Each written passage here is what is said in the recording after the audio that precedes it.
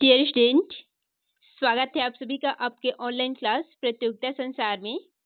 आज का हमारा अध्ययन विषय है पॉपुलेशन ज्योग्राफी और इसमें हमारा जो अध्ययन टॉपिक है वो है माइग्रेशन थ्योरी एंड मॉडल्स, यानी कि प्रवास के सिद्धांत एवं नियम।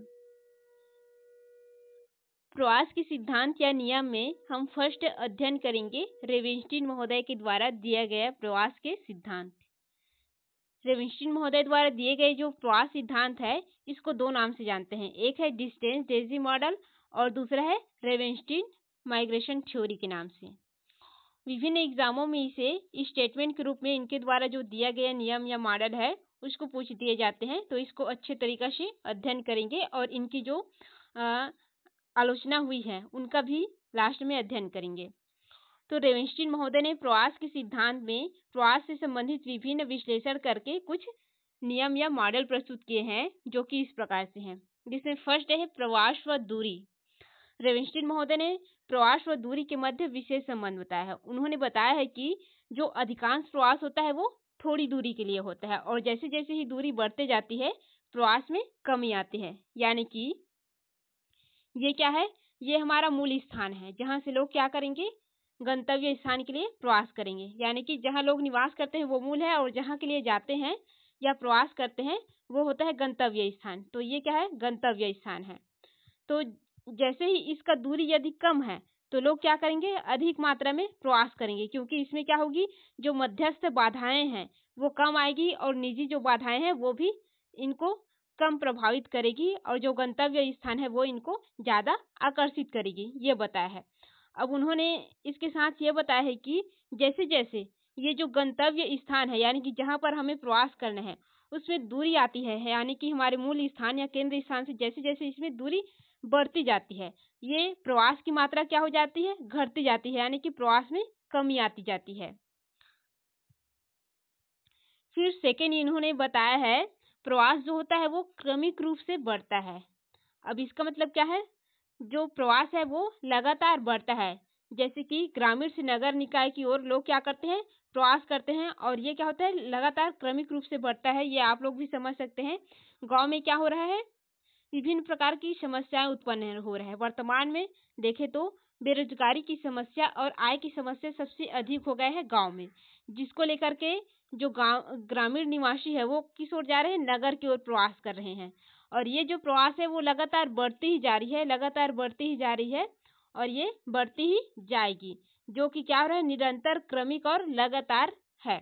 इसी को कहा है जो रेवेनस्टीन महोदय है उन्होंने, जो ग्रामीण से नगर निकाय की ओर जो प्रवास है वो क्रमिक रूप से बढ़ता ही जाता है।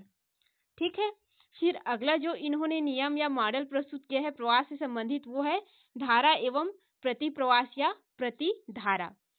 तो आप सभी को पता है कि एक स्थान से दूसरे स्थान जितनी मात्रा में लोग जाते हैं तो उनके कुछ मात्रा में या उतनी ही मात्रा में क्षतिपूर्ति के लिए पुनः प्रवास या उन लोगों का उत्प्रवास होता है। जैसे कि ये क्या हुआ, इस स्थान से हम लोग यहाँ प्रवास किए, हम लोग यहाँ से क्या कर रहे हैं, प्रवास कर रहे हैं, लेकिन यहाँ से कुछ लोग क्या करेंगे, जो पहले से प्रवास किए रहते हैं वो लोग वापस आते रहते हैं, या यहाँ से कुछ लोग यहाँ की कुछ सुविधाओं को देख करके इस स्थान पर आते हैं।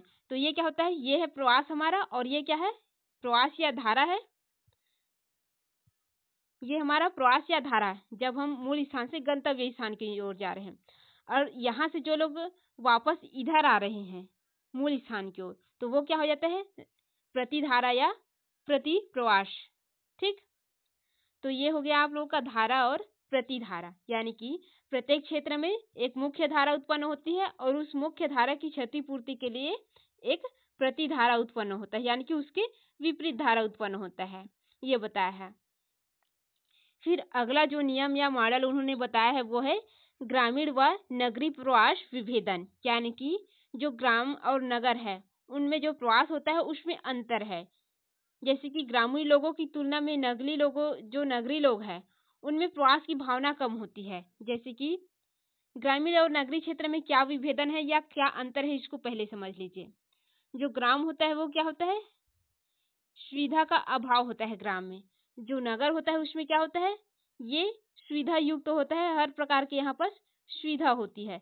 तो जो ग्राम होता है वहाँ के जो आकर्षण शक्ति है वो क्या होता है, माइनस होता है, और यहाँ का आकर्षण शक्ति प्लस होता है। तो जो नगर के निवासी होते हैं या नगर निवासी होते हैं वो लोग क्या होते हैं, गांव की ओर कम आकर्षित होते हैं, और जो ग्रामीण निवासी होते हैं वो शहर की ओर अधिक आकर्षित होते हैं। उसके कारण क्या है, गांव में विभिन्न प्रकार की जो असुविधाएं हैं वो यहाँ पर क्या है, प्राप्त हो रही है इनको। इस वजह से जो ग्रामीण निवासी है उनमें प्रवास की भावना अधिक होती है और नगर निवासी में प्रवास की भावना कम होती है। ठीक, तो ये हो गया ग्रामीण व नगरीय प्रवास विभेदन, यानी कि ग्राम और नगर में जो अंतर है इसके कारण प्रवास होता है, ये बताया है इन्होंने, ये इसका निष्कर्ष है। फिर जो अगला इनका मॉडल है या अगला नियम है वो है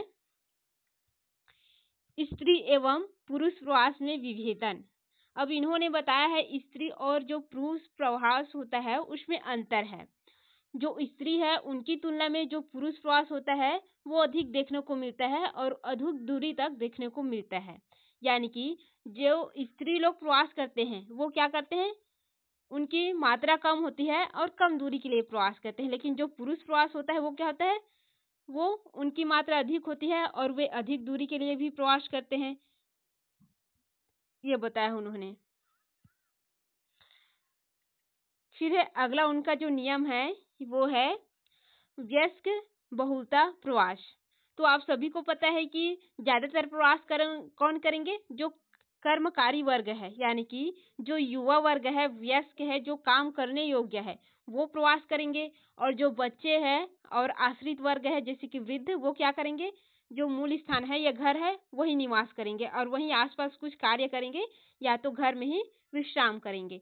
तो इन्होंने बताया है कि जो वयस्क होते हैं या युवा वर्ग होते हैं वो अधिक प्रवास करते हैं, उनकी बहुलता अधिक होती है। फिर है जो अन्य होते हैं,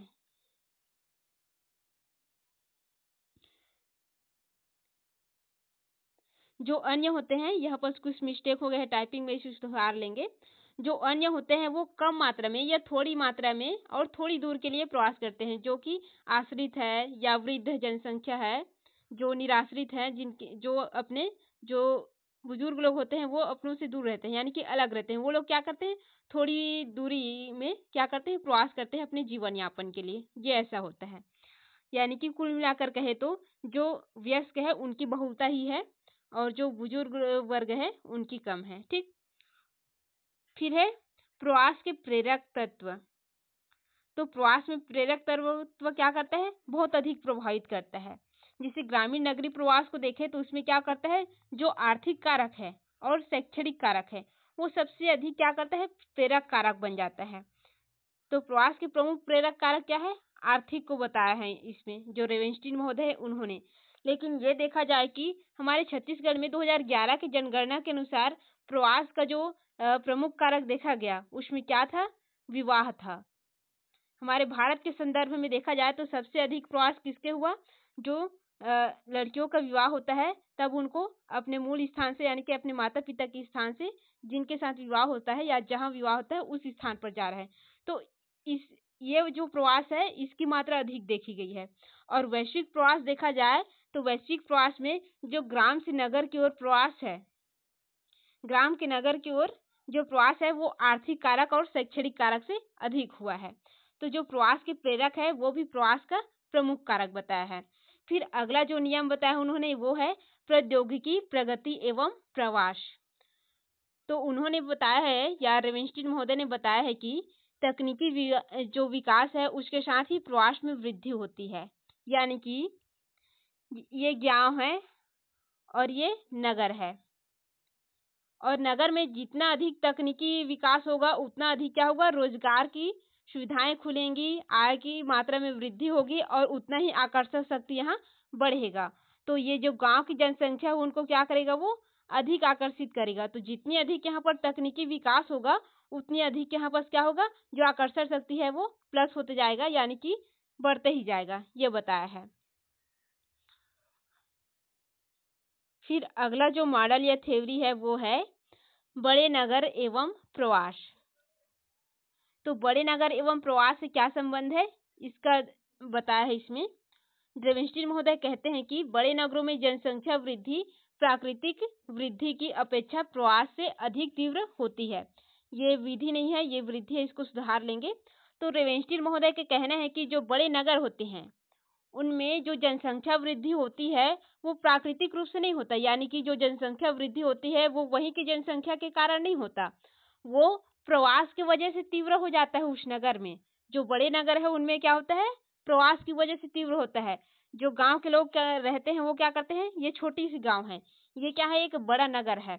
अब यहाँ पर जनसंख्या तो कम है और आकर्षण शक्ति अधिक है, क्योंकि यहाँ विकास अधिक हुआ है। जैसे कि आपकी जापान वगैरह को देख लिए, रूस वगैरह को देख लिए, तो वहाँ क्या है, जनसंख्या कम है लेकिन सुविधाएं बहुत ही उच्च है। और ये ग्रामीण क्षेत्र को देख लो, छोटे नगर को देख लो, अल्प विकसित क्षेत्र को देख लो, तो वो यहाँ पर क्या होता है, जो प्रवास के आकर्षण शक्ति है वो माइनस में होता है। तो यहाँ पर जनसंख्या तो कम है, तो वो क्या होंगे, यहाँ की जनसंख्या क्यों बढ़ती है, इसके कारण को रेवेंस्टीन महोदय ने बताया है। तो उसके क्या कारण है, यहाँ के मूल जनसंख्या के कारण यहाँ पर नहीं बढ़ता, वो यहाँ जो प्रवासी लोग जाते हैं, प्रवासी लोगों के जाने की वजह से यहाँ का जनसंख्या क्या हो जाता है, बहुत अधिक बढ़ जाते हैं। क्योंकि जो प्रवासी होते हैं वो बहुत ही अधिक मात्रा में प्रवास करते हैं आकर्षण की वजह से, और कुछ लोग यहीं बस जाते हैं और कुछ लोग क्या होते हैं, प्रति प्रवाह के रूप में वापस आते हैं। तो इसकी वजह से जनसंख्या बढ़ता है, ये बताया है। फिर है लंबी दूरी प्रवास। लंबी दूरी पर जाने वाली प्रवासी किसी एक व्यापारिक अथवा उद्योग के केंद्र पर अपनी पसंद से जाते हैं। यानी कि रेवेंस्टीन महोदय ने बताया है जो लंबी दूरी का जो प्रवास है वो कैसे होता है, ये इसको बता रहा है। उनके अनुसार जो लंबी दूरी का प्रवास है वो एक क्या होता है, उद्देश्य पूर्ण होता है। यानी कि कोई लंबी दूरी के लिए प्रवास तभी करेगा जब उनका उद्देश्य प्रबल होगा, जैसे कि व्यापारिक उद्देश्य या औद्योगिक उद्देश्य के कारण वो अपनी मनपसंद स्थान जहाँ पर उसकी उद्देश्य की पूर्ति हो उस स्थान पर जाएंगे वो लोग। तो ये होता है लंबी दूरी और प्रवास के मध्य संबंध। फिर ये तो हो गया उनके द्वारा दी गई नियम, मॉडल या सिद्धांत। अब हम देखते हैं आलोचनाएं। तो रेवेंस्टीन महोदय की इतनी सारी नियम, मॉडल वगैरह प्रस्तुत किए हैं प्रवास के संदर्भ में, उनके विरोध में कुछ आलोचनाएं भी हैं जिन पर रेवेंस्टीन महोदय ने विचार नहीं किया है, जिनको ध्यान में देते हुए विभिन्न विद्वानों ने उनकी आलोचना की है। वो कौन कौन से हैं, इसका अध्ययन कर लेते हैं। रेवेंस्टीन महोदय की आलोचना। तो प्रवास को प्रभावित करने वाले विभिन्न प्रकार के कारक हैं जिनका वर्णन जो रेवेंस्टीन महोदय है उन्होंने नहीं किया है। उन्होंने कुछ आकर्षक, प्रतिकर्षण और कुछ नियम, मॉडल बस को प्रवास में प्रस्तुत किया है या अपने प्रवास सिद्धांत में सम्मिलित किया है। और वो कौन कौन से तत्व है जिनको रेवेंस्टीन महोदय ने अपने सिद्धांत में शामिल नहीं किया है, वो इस प्रकार से है। सामाजिक कारक, सांस्कृतिक कारक, राजनीतिक कारक, मनोवैज्ञानिक कारक, धार्मिक कारक, इन सभी की उपेक्षा की है। उन्होंने इसका जिक्र कहीं भी नहीं किया है। इतना सारा हम अध्ययन किए उसमें कहीं भी इसका जिक्र नहीं हुआ है। सामाजिक कारक में आपका वैवाहिक आ जाता है, जो हम भारत के संदर्भ में अभी थोड़ा सा एग्जाम्पल देखे हैं। आपकी शिक्षा वगैरह आ जाता है। सांस्कृतिक कारक में आपके क्या आ जाते हैं, आपके जितने भी कृषि वगैरह है, सांस्कृतिक भूदृश्य वगैरह है, आपके कार्यकारिणी वाला है। राजनीतिक कारक है, बालात प्रवास वगैरह है और अन्य कारक है इसमें। मनोवैज्ञानिक कारक है, धार्मिक कारक है, ये सभी इनका वर्णन कहीं भी नहीं हुआ है। इसके वजह से जो रेवेंस्टीन महोदय है उनकी घोर आलोचना की गई है। तो आज का हमारा अध्ययन यही कंप्लीट होता है। कल फिर हम जो प्रवास के नए सिद्धांत है उनको लेकर के आपके समक्ष उपस्थित होंगे।